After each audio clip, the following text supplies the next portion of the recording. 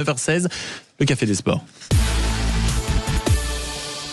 Et du football au programme de ce Café des Sports avec un focus sur l'équipe de France de Didier Deschamps qui affronte la Colombie ce soir à 21h au Northwest Stadium dans la banlieue est de Washington. Et 3 jours après la victoire 2-1 face au Brésil, les Bleus disputent donc leur dernier match amical avant la liste finale pour la Coupe du Monde qui sera dévoilée le 14 mai prochain.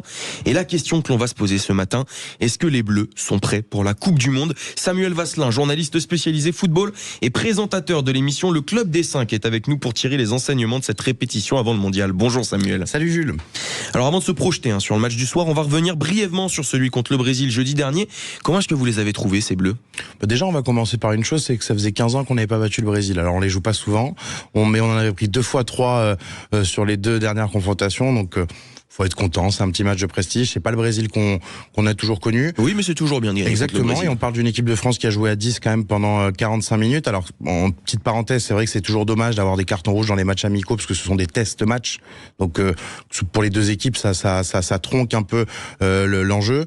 Mais au-delà de ça, la France a réussi à être tout aussi solide, même s'il a fini par encaisser un but, mais tout aussi solide, a marqué un 2e but avec Ekitike. Il y avait déjà eu l'ouverture du score de Mbappé. Donc, globalement, contre le Brésil, même avec cette péripétie de match et ce carton rouge, on a vu plutôt une bonne équipe de France. Ouais, et ce 2e but qui est intervenu à un moment peut-être un petit peu plus difficile pour les Bleus. On les a sentis sérieux sur ce match et même, je veux dire, même dans la préparation de cette tournée. Et dans les moments difficiles, est-ce que ça peut être une force d'être constant comme ça ? C'est la force de l'équipe de France depuis 2018. C'est même s'il y a eu l'échec à l'Euro 2021 qui est un accident, ça a été le cas à l'Euro 2024 qui était pas un bel Euro de la France, n'avait pas fait une belle performance. Et pourtant la France va en demi-finale. Exactement, battant la Belgique, le Portugal, justement avec ce sérieux, ces ressources, cette capacité à faire mal à l'adversaire. Et c'est le cas aussi sur un match comme jeudi où oui, t'es réduit à 10, ça peut être un match que tu lâches parce qu'il n'y a pas d'enjeu. Et puis finalement, solide au milieu, solide derrière malgré un défenseur exclu et efficace devant.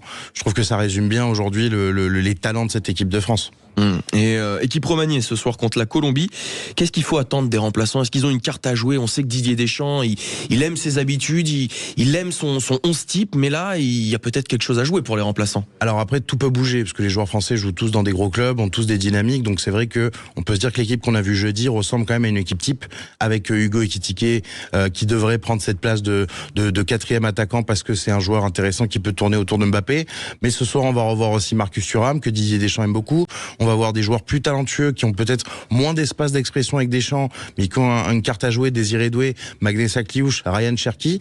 En fait, on est quand même en train de se dire que il y a des plans A, il y a des plans B, il y a peut-être des plans C à chaque poste. Donc ce soir, il faut aussi que ces joueurs-là se sentent bien dans cet effectif, qu'un Magnessa Kliouch, qu'un Ryan Cherki, qu'un Désiré Doué qui aura peut-être un peu moins de temps de jeu pendant la Coupe du Monde, monte sur un match comme ce soir, que quand on fera appel à lui, il sera toujours brillant et toujours dispo, parce que c'est des joueurs qui ont énormément de qualité. Donc pour eux, il y a quand même une place à confirmer ce soir aussi pour le mondial contre la Colombie.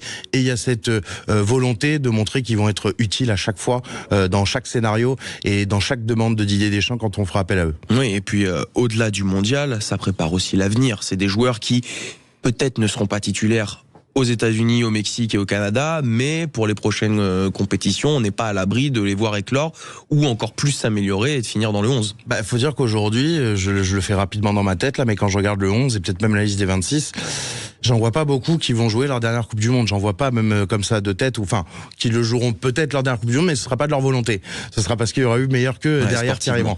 Voilà. Mais c'est vrai qu'aujourd'hui, ils sont tous dans une dynamique où ils ont pour les plus jeunes, 21, 22, 23. Pour les plus vieux comme Mbappé qui approche de la trentaine, mais c'est une équipe qui a encore, et c'est paradoxal à dire quand on voit déjà tout ce qu'elle a parcouru, mais qui a encore 2-3 compètes derrière elle. Donc l'idée pour ces joueurs-là aujourd'hui contre la Colombie, c'est de montrer qu'ils doivent aller aux États-Unis, et aux États-Unis, ce sera de montrer peut-être à Zinedine Zidane notamment, qui seront très utiles pour la suite, surtout que c'est des profils différents, qui peuvent plaire à Zidane sans forcément plaire à Deschamps. Et pour terminer, est-ce que donc la France est prête pour la Coupe du Monde ? On a un groupe plutôt abordable, le plus gros adversaire c'est la Norvège, et après le Sénégal. Oui, Sénégal aussi, champion d'Afrique, qui a gardé son titre justement. Et après, partie de tableau peut-être pas forcément aisée pour les Bleus. Est-ce qu'on est prêt ? Oui, de toute façon aujourd'hui, et 2022 l'a montré, 2018 l'a montré, même 2024 avec ce que je viens de dire. La France, faut compter sur elle dans les grosses compétitions. Là où j'espère qu'on sera prêt, c'est que le match, par exemple, que j'ai vu jeudi, l'animation offensive, la solidité d'un milieu Rabiot, Tchouaméni qui fera sa 2e Coupe du Monde ensemble si c'est le cas, une défense avec que des tauliers et on se gratte même la tête en se disant mais lequel va jouer, est-ce qu'on pourra se passer de Saliba, est-ce qu'on pourra se passer d'Upamecano, mais ça veut dire qu'on met pas Konaté, ça veut dire qu'on met pas Koundé, même s'il jouera sûrement sur le côté droit. En fait, quand on se dit tout ça, on se dit mais la France, je sais pas si elle est prête, mais en tout cas elle a tout pour l'être.